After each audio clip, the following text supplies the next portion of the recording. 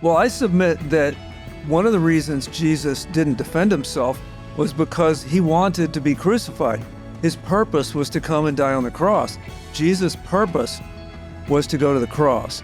And so when it comes to the part where he's accused of something that he could be executed for, he doesn't defend himself. Remember, Jesus has been in control of the timing this entire time. So right here is the part where he is submitting to these men to be executed. His purpose is to die on the cross.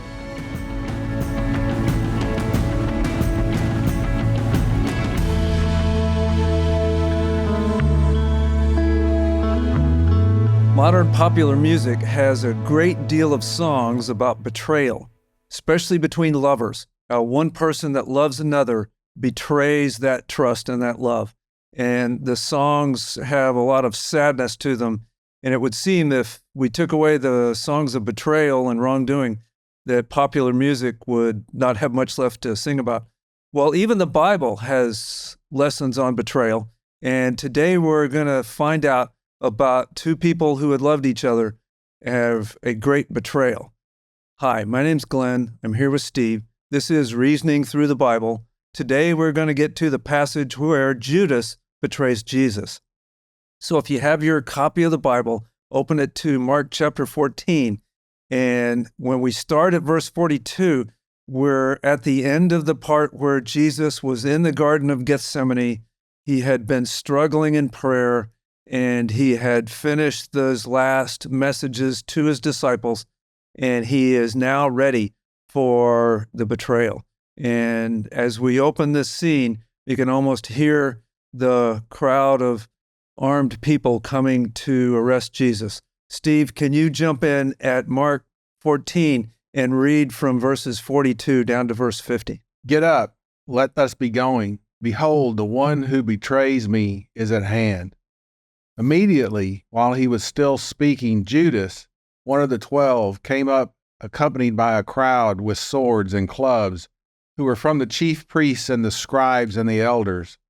Now he who was betraying him had given them a signal, saying, "Whomever I kiss, he's the one, seize him and lead him away under guard." After coming, Judas immediately went to him, saying, "Rabbi," and kissed him. They laid hands on him and seized him. But one of those who stood by drew his sword and struck the slave of the high priest and cut off his ear. And Jesus said to them, "Have you come out with swords and clubs to arrest me, as you would against a robber? Every day I was with you in the temple teaching, and you did not seize me. But this has taken place to fulfill Scriptures." And they all left him and fled. With this, we have Judas arriving with a band of people to arrest Jesus. In verse 43, Judas comes up with this group and he kisses them. They had found a secluded spot to identify him. Remember, this is the middle of the night. And in those days, a kiss was a greeting. Today, we might use a handshake or a hug. Oftentimes in those days, a kiss on the cheek was just an affectionate greeting. So we have here the ultimate act of betrayal done with a act of tenderment, a kiss. So one of the questions that comes up, Steve, always is why? Why would Judas betray Jesus? And there's been a lot of speculation, and the text doesn't really tell us why, but there's this question before us. So Steve, why do you think Judas would betray Jesus? The first thing that I think needs to be said is that Judas was selected by Jesus. So he was purposely selected. Jesus knows who he is. He's also Judas Iscariot. We mentioned this in one of our earlier sessions, that all the rest of the disciples are kind of up around that Galilean area, but Judas is from an area that's a little bit kind of southwest of Jerusalem. So he's a little bit not out of place, but he's not with one of those guys. Now, that doesn't have anything of whether he's good or bad. I think that he's just a bad person. What I mean by that is, we find out later, whenever there was the protest of the woman that put the anointing oil on Jesus earlier, they were complaining and said that money could have been taken and given to the poor. Well, one of the other gospel writers say that Judas was the one who said that, and that he was taking money from the money box that they used. He was the treasurer, apparently, of the group, and he was embezzling money from that. That, you can see from that, showed his character. So I know there's different speculations as to why, because he wanted Jesus to come and be the king and overthrow the Roman government, and Jesus wasn't doing that, so he's trying to force Jesus's hands. There's all different types of speculations on that, but I really just think it comes down to this. He was not a good person. It says that Satan entered him. Well, if Satan or a demon is entering somebody, that means that they're inviting them in many cases. I think that Judas had been conspiring with them. We know that for at least several months. He just wasn't a good person. And I would agree. I mean, there's been much speculation, and you mentioned several of them. Was it greed? He seemed to go and initiate the betrayal right after, at least in the text, right after the very expensive perfume was poured out. So some speculate it's greed, some power, trying to force Jesus' hand. Maybe it was jealousy, disillusionment. There's been all these things that have been proposed.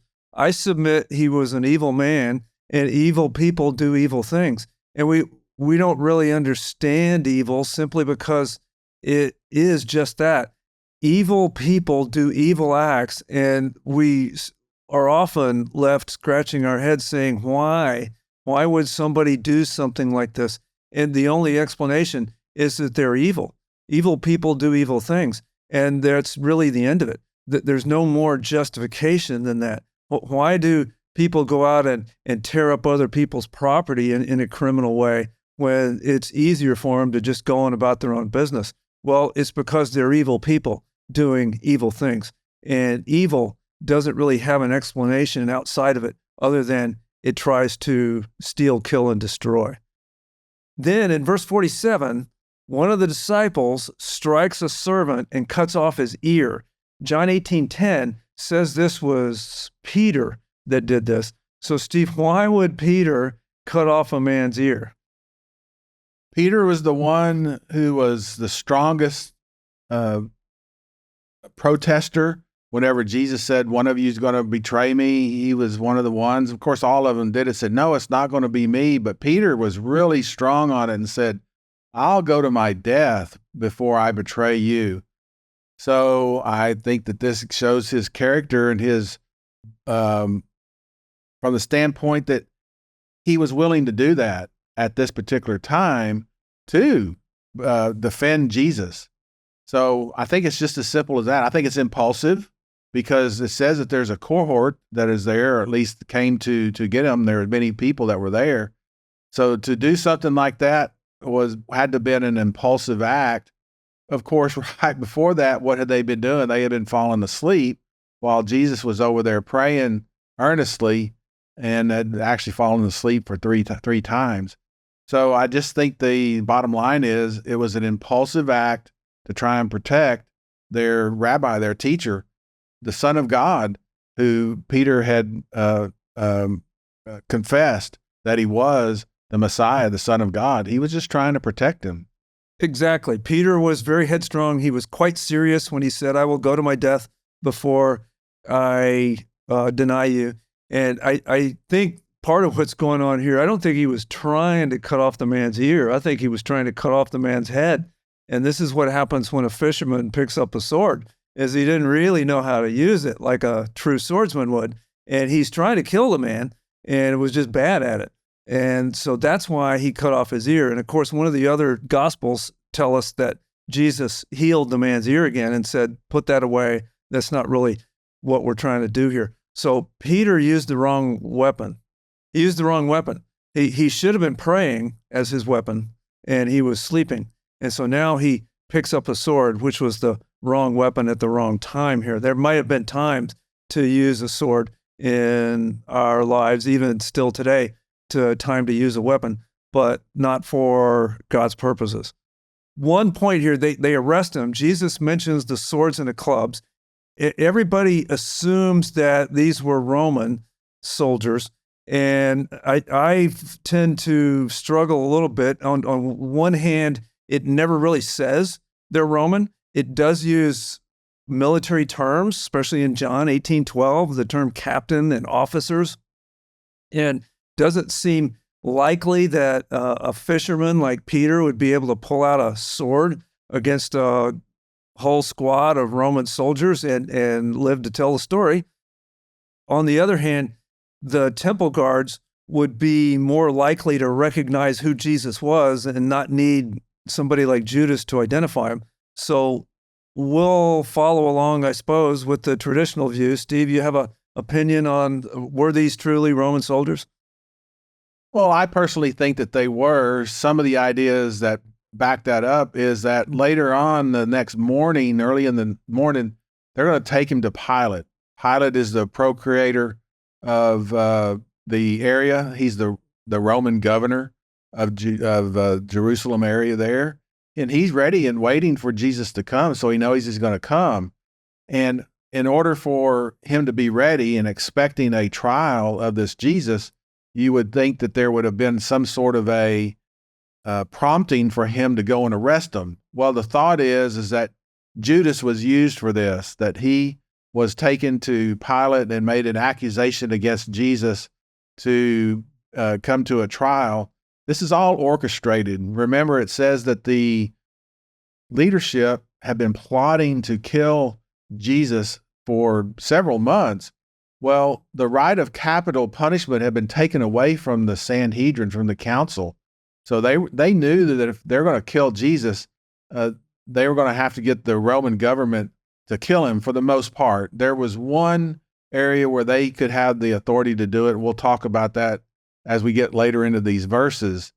So I think that that's why I tend to think that they were the Roman cohort that were with him, was because Judas had gone, they'd used him, make a charge against Jesus. Pilate commissions this cohort to go get him and arrest him.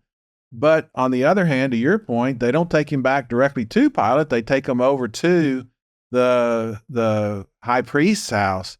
That doesn't seem likely that the Roman soldiers would do that either. So I guess, Glenn, we'll just have to leave it at, we don't know what we don't know. And it could have been the Roman cohort. It could have been the temple guards. In either case, they were authoritarian figures that came and they actually did arrest him. One of those things that when we get to Heavenly Bible class, we'll be able to ask that question. In verse 48, Jesus said to them, "Have you come out with swords and clubs to arrest me as you would against a robber? Every day I was with you in the temple teaching, and you did not seize me." So they came up in the middle of the night when he had been there pretty much all day for several days in a row, and they didn't arrest him there. They wait till the dark of night and to arrest him. So one of the discussion questions I have, Steve, is how do you know when you're about to do something wrong? How do you know when you're about to do something wrong? And to me, the answer is when you're doing it so nobody will find out what I'm doing. If you're sneaking around in the middle of the night, doing something so nobody will see, then that's one major clue that you're just about to do something wrong, wouldn't you think?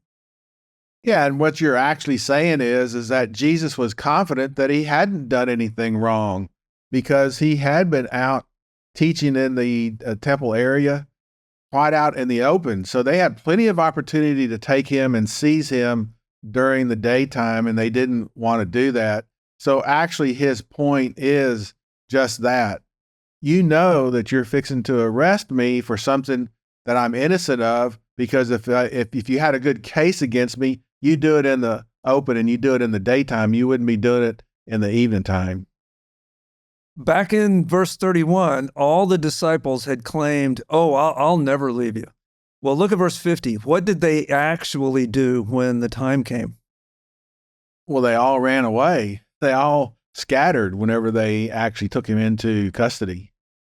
Exactly. When it actually came down to a place where he needed a friend, they all left. They all ran. They were all weak. When they were in the upper room, they were real strong, and they could claim, "Oh, I'll never leave you. I'll always be faithful." But when it actually came down to the part where he gets arrested, they all flee. All of them left, and he's alone now. And from here on out, he's really alone till his death. For the rest of these trials, Jesus will face it alone. And then there's this little vignette in verses 51 and 52. It says, "A young man was following him, wearing nothing but a linen sheet over his naked body, and they seized him, but he pulled free of the linen sheet and escaped naked." And one of the questions that's always popped up amongst Bible teachers is, why in the world is that there? Who was this young man? Why does the gospel have this story? Some have speculated that this was Mark, since only Mark's gospel has this account. This little vignette's not in any of the other three gospels. It seems a little unusual to include such a detail. Remember, though, that this was the middle of the night. Most of them had been sleeping. It's entirely possible that this young man was just trying to get some sleep, and this crowd comes up with torches and lanterns and noise, and he just woke him up. So he also could have been one of the followers of Jesus that when he got woken up, he runs out to try to see if there's anything he could do to help, and then realizes it's too late and runs away.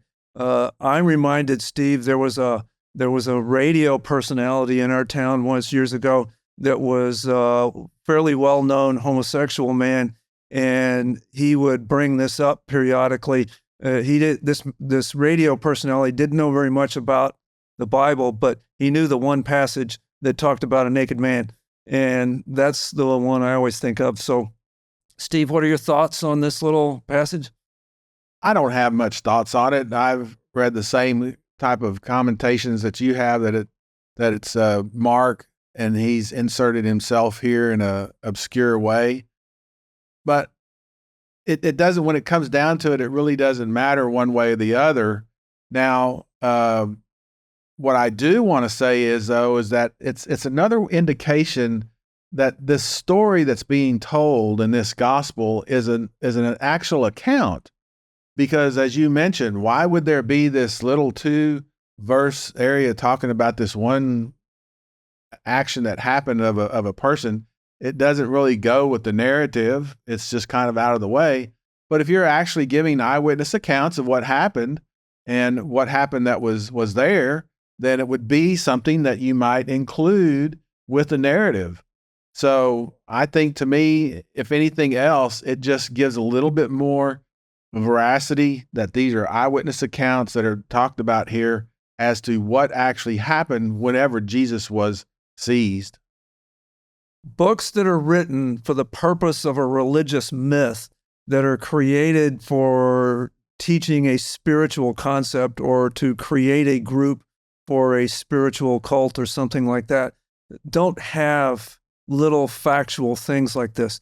So these are the little vignettes, little stories that, as you said, Steve, add to the credibility of the eyewitness account. There's no other real reason to include that other than these were eyewitness accounts. So they arrest Jesus, and now we'll pick up in verse 53, says this: "They led Jesus away to the high priest, and all the chief priests and the elders and the scribes gathered together. Peter had followed him at a distance, right into the courtyard of the high priest, and he was sitting with the officers and warming himself at the fire. Now the chief priest and the whole council kept trying to obtain testimony against Jesus to put him to death, and they were not finding any. For many were giving false testimony against him, but their testimony was not consistent.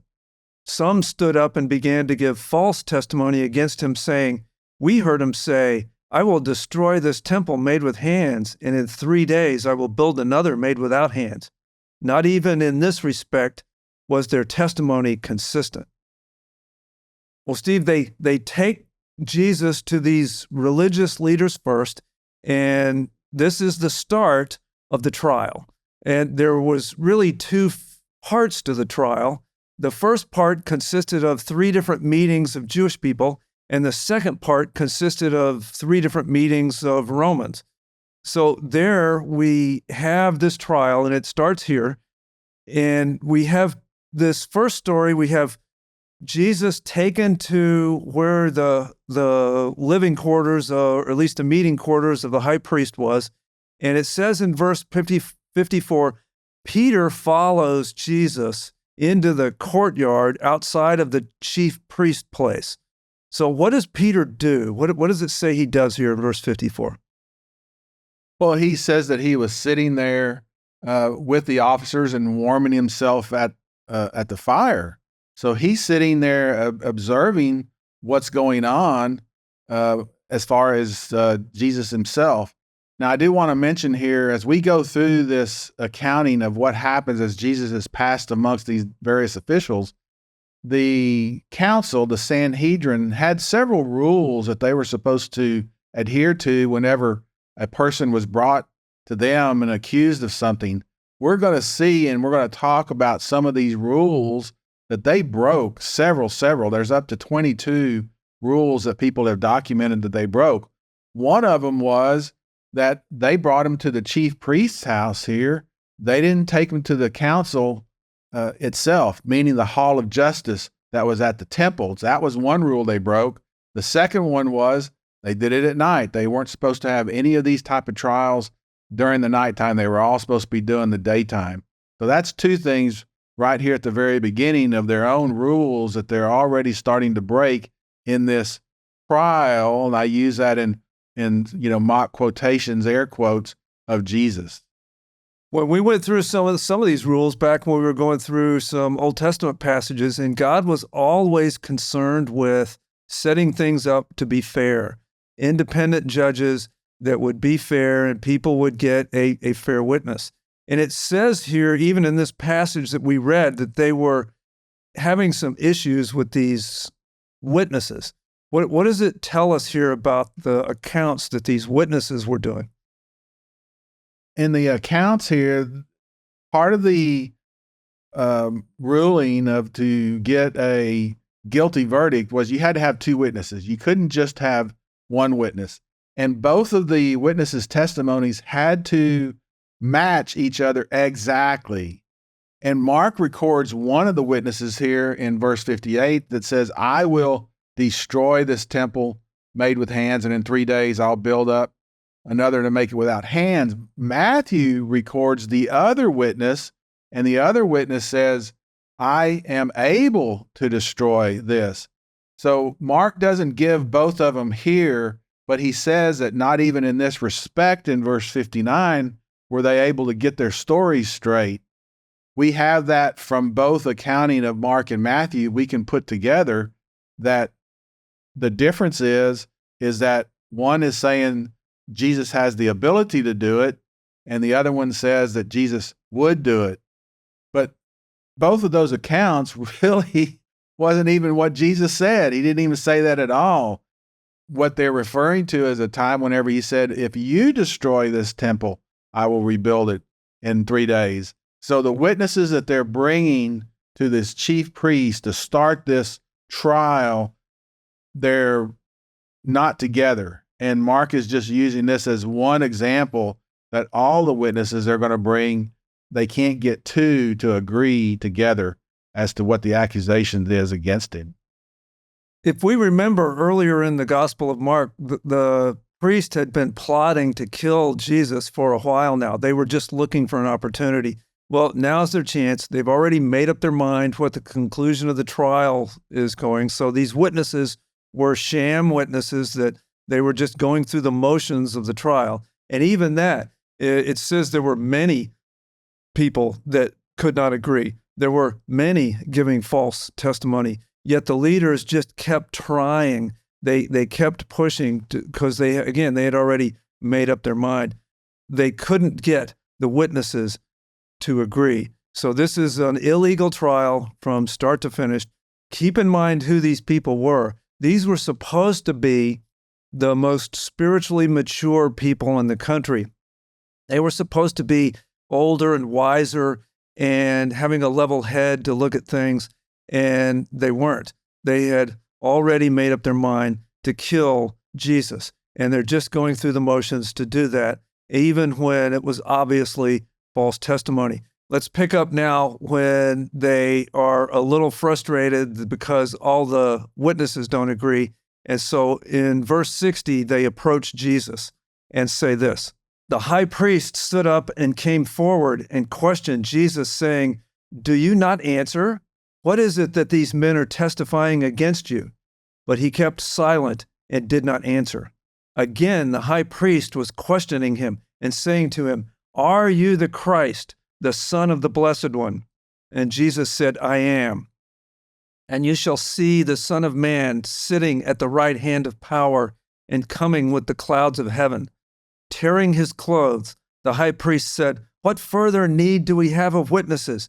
You have heard the blasphemy. How does it seem to you?' And they all condemned him to be deserving of death. Some began to spit at him, to blindfold him, and to beat him with their fists, and to say to him, 'Prophesy.' And the officers received him with slaps in the face." First question, Steve, why would Jesus remain silent and not defend himself? This was a trial where it was very important. He was in front of the most senior people in the country, very serious accusations. And most people, when that situation, would be giving this very quick, long list of reasons why I'm innocent. But Jesus remained silent. Why would he be silent? As part of the rules of the council was that a witness didn't have to testify. And Jesus, I think, is saying many times, even in our day, the defense might not even bring any witnesses if they don't think that the prosecution has made their case. I think that that's part of what's going on here. So far, the witnesses that have been brought against him haven't matched and haven't been able to agree with each other. So why should Jesus even have to offer up anything in his defense? Well, I submit that one of the reasons Jesus didn't defend himself was because he wanted to be crucified. His purpose was to come and die on the cross. Jesus' purpose was to go to the cross. And so when it came to the part where he's accused of something that he could be executed for, he doesn't defend himself. Remember, Jesus has been in control of the timing this entire time. So right here is the part where he is submitting to these men to be executed. His purpose is to die on the cross. And the priest, the chief priest here, is getting increasingly frustrated. You can almost hear the frustration in his voice when you read this. In verse 61, the high priest, as a representative of Israel, like the highest representative of Israel, asked him directly, "Are you the Christ, the Son of the Blessed One?" The priest wants to hear plainly from Jesus. And of course, Jesus had been claiming to be God Almighty from the beginning of his ministry, which is why they arrested him. And you can find that over in John 10:33. He said it flat out, and he had made it very plain to them all along. Verse 61 has yet another one of these minor clues as to the authenticity of the gospel writers. In verse 61, the question that the high priest says, "Are you the Christ, the Son of the Blessed One?" He doesn't use the word God. He doesn't use the name for God. He uses Son of the Blessed One. And it's one of these very Jewish things that people outside of Judaism would not have realized. We saw this before, but we now have a very, very Jewish response, a question from this high priest. The statement he makes has the language that has the texture and flavor of Judaism that somebody outside of Judaism wouldn't know. Later, when we get to Pilate, we have a response from a Roman that's very Roman, that people that weren't familiar with Romans wouldn't know. And so we have here reduced down to the only people that could really write this were people that were eyewitnesses at the time, which is what actually happens. We have this question, "Are you the Christ, the Son of the Blessed One?" And we've pointed this out many times. Many modern readers don't get the meaning of the term son of. Well, saying son of means having the same nature as. Remember, Jesus referred to James and John as sons of thunder because they had a thunderous nature. So when saying he was the Son of God is to claim deity, it was to claim to be God. Verse 62, Jesus' response is very profound. 3 times in this response, he claims something very important. Steve, what do you get out of Jesus' response? In verse 61, are you the Christ, the Son of the Blessed One? How does Jesus reply? So, Steve, I've tossed this question to you about why the high priest would ask this question. It's a very pregnant question. We're going to have to wait till next time because Jesus' answer is quite profound, and we're out of time for today. That's what happens when you go verse by verse. You get to these parts where you just have to pause a little bit, and so we're going to do that. We thank you so much for watching and listening to us, and we ask that you'll be back with us to hear what I've got to say about that in our next session of Reasoning Through the Bible. Thank you so much for watching and listening. May God bless you.